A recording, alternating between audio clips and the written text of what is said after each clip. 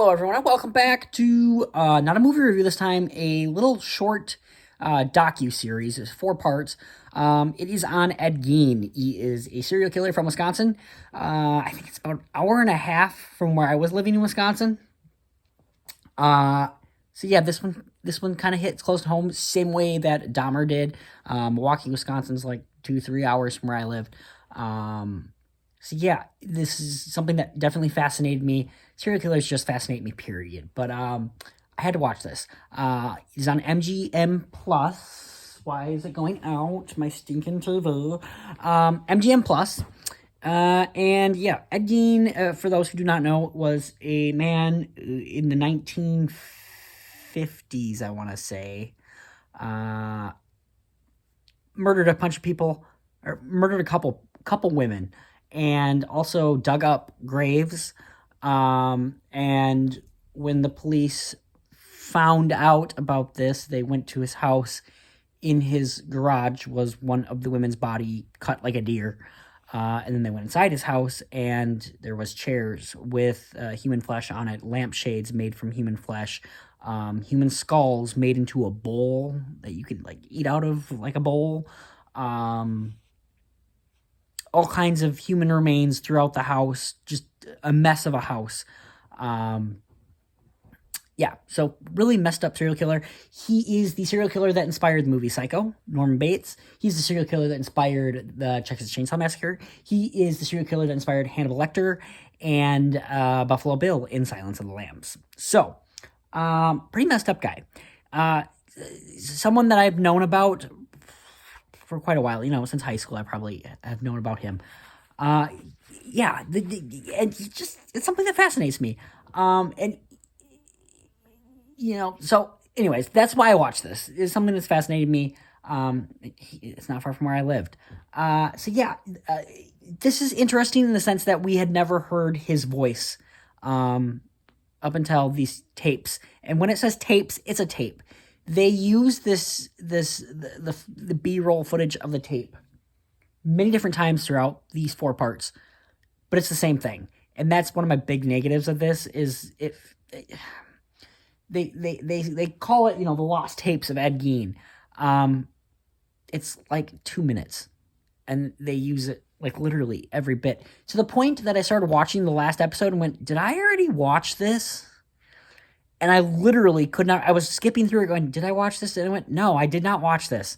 So I didn't even know I didn't finish watching it, but I thought I finished watching it, and yeah.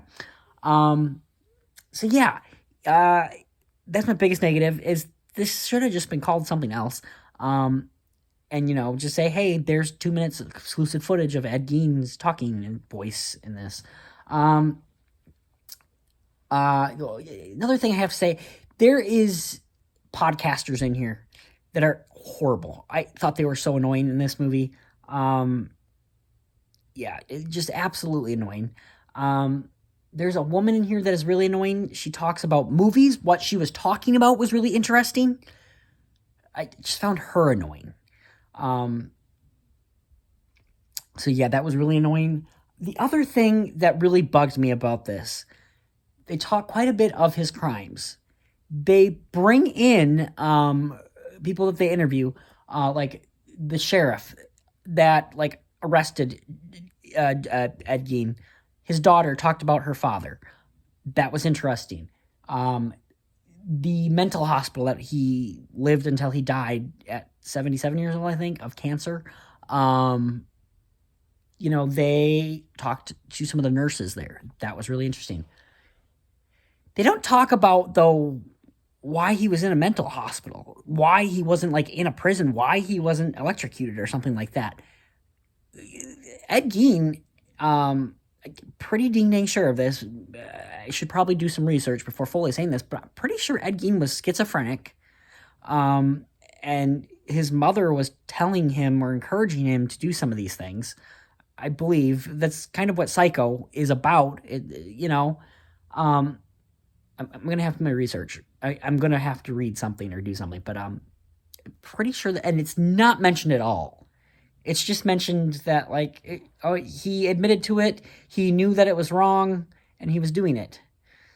but it wasn't, it didn't mention at all anything really of his mother. It mentioned that he was very close to his mother, that he was attached to her hip, that his mother was very religious and told him, not to ever have sex because that's bad. Never ever get with females. That's bad. So it talked about that, but it really didn't talk much about his mother, which was very disappointing to me.